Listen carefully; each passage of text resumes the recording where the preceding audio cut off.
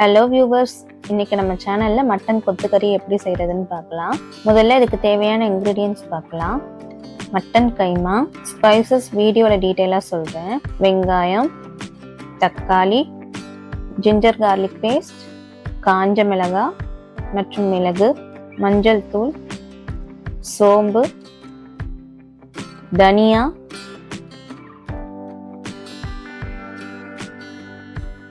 இந்த டிஷ்க்கு தேவையான masala powder first அரைச்சிக்கலாம். அதுக்கு இந்த ஸ்பைசஸ்லாம் கொஞ்சம் கடாயில் ட்ரை ரோஸ்ட் பண்ணிக்கோங்க. பிரியாணி இலை 1, ஏலக்காய் 2, அன்னாசிப்பூ 1, கல்பாசி கொஞ்சமாக சேர்த்துக்கோங்க, கிராம்பு 2லேருந்து 4, ஒரு சின்ன துண்டு பட்டை. இது எல்லாமே நல்ல வாசனை கொடுக்கும் நான்வெஜ் டிஷ்க்கு.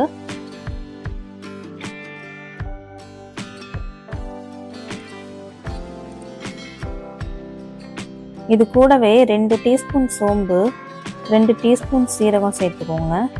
இது இன்க்ரீடியன்ஸில் நான் சொல்ல மறந்துட்டேன்.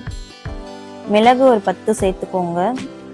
உங்கள் காரத்துக்கு ஏற்ற மாதிரி மிளகு கூட்டியோ குறைச்சோ சேர்த்துக்கலாம்.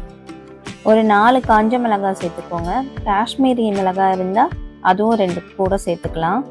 காஷ்மீரி மிளகாய் நல்ல ஒரு அட்ராக்டிவ் கலர் கொடுக்கும் டிஷ்க்கு. இந்த டிஷ் சப்பாத்தி அண்ட் பரோட்டாக்கு நல்லாயிருக்கும். கைமா கறி வச்சு செய்கிறதுனால டிஃபன் ஐட்டம்ஸ் கூட வச்சு சாப்பிட நல்லாயிருக்கும். மிளகாய் கலர் மாதிரி இருக்கிறத வச்சு தெரிஞ்சுக்கலாம் ரோஸ்ட் ஆகியிருக்கான்னு. ஸோ இந்த ஸ்டேஜ்க்கு வந்ததும் மிக்ஸி ஜாருக்கு ட்ரான்ஸ்ஃபர் பண்ணிக்கோங்க. தண்ணி எதுவும் சேர்க்காம நல்லா ஃபைன் பவுடராக அரைச்சி எடுத்துக்கோங்க. இப்போ கிரேவி செய்கிறதுக்கு ஒரு ப்ரெஷர் குக்கர் அடுப்பில் வச்சுக்கலாம். கடாயில் கிரேவி செய்கிறவங்க குக்கரில் கறியை மட்டும் 2 விசில் வேக வச்சு எடுத்துக்கோங்க. மற்றபடி 2 மெத்தடும் சேம் தான். இன்றைக்கி நான் ஃபுல்லாக குக்கர்லேயே செஞ்சு காட்டுறேன். குக்கரில் ஃபர்ஸ்ட் ஆயில் ஒரு 4-5 ஸ்பூன் ஊற்றிக்கோங்க. இதில் பிரியாணி இலை, ஏலக்காய், கல்பாசி, அன்னாசிப்பூ, பட்டை எல்லாம் போட்டு தாளிச்சுக்கோங்க. மசாலா அரைக்கும் போது நான் தனியா சேர்க்குறத காட்ட மறந்துட்டேன். நீங்கள் ஸ்பைசஸ் கூட சேர்த்து அதையும் ட்ரை ரோஸ்ட் பண்ணி அரைச்சிக்கோங்க.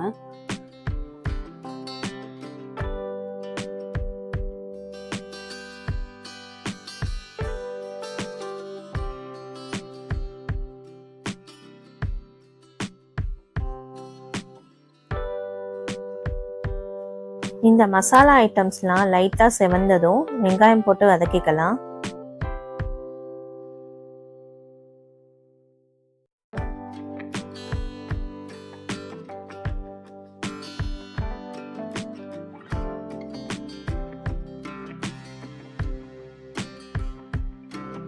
வெங்காயம் வதங்கி வரும்போது தக்காளி சேர்த்துக்கோங்க.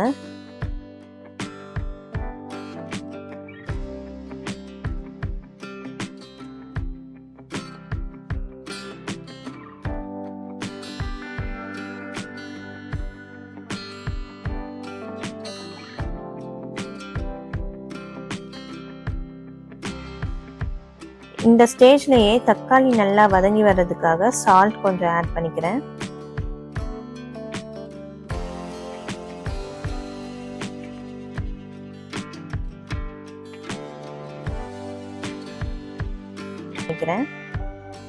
அப்புறம் இஞ்சி பூண்டு பேஸ்ட் 1 டீஸ்பூன் ஆட் பண்ணிக்கலாம். பச்சை வாசனை போகிற வரைக்கும் இதை நல்லா வதக்கிக்கலாம்.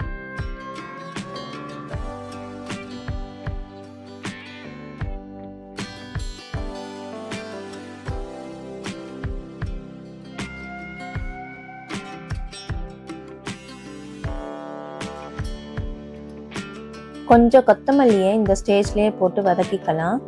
இது கிரேவிக்கு நல்ல ஃப்ளேவர் கொடுக்கும்.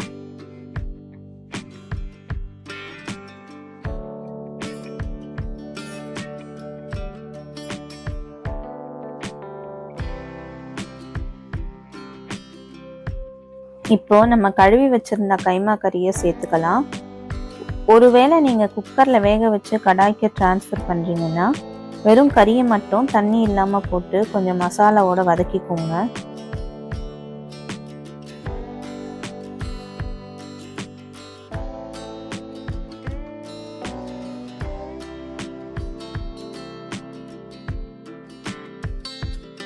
இந்த கறி கூடவே கொஞ்சம் மஞ்சத்தூளும் சேர்த்து நல்லா கிளறி விடுங்க.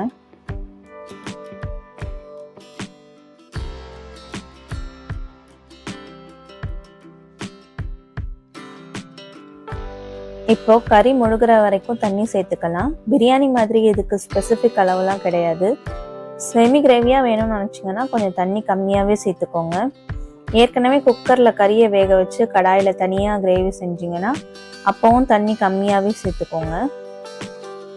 நான் இன்னைக்கு கறியை தனியாக வேக வைக்கல, இது கூடவே தான் வேக போகுது. ஸோ இப்போ நான் குக்கரை மூடி ஒரு 3-4 விசில் அப்படியே லோ ஃப்ளேமில் விட்டுடுறேன்.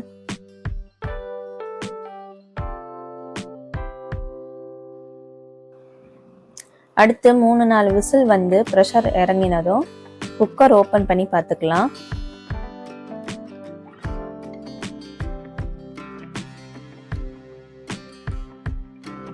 இப்போ இந்த ஸ்டேஜில் நம்ம அரைச்சி வச்ச மசாலா பவுடர் ஆட் பண்ணிக்கலாம். இதை நல்லா கிளறி விட்டு ஒரு கொதி விடுங்க.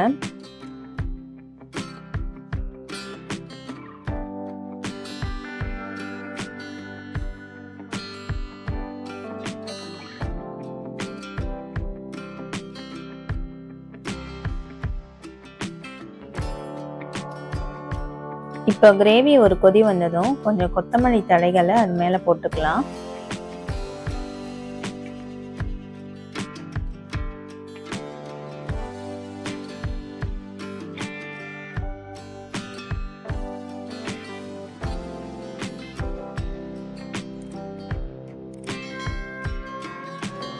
அவ்வளோதாங்க, கிரேவி ரெடி ஆகிடுச்சு. சுட சுட அப்படியே ஒரு பவுலுக்கு ட்ரான்ஸ்ஃபர் பண்ணிக்கலாம்.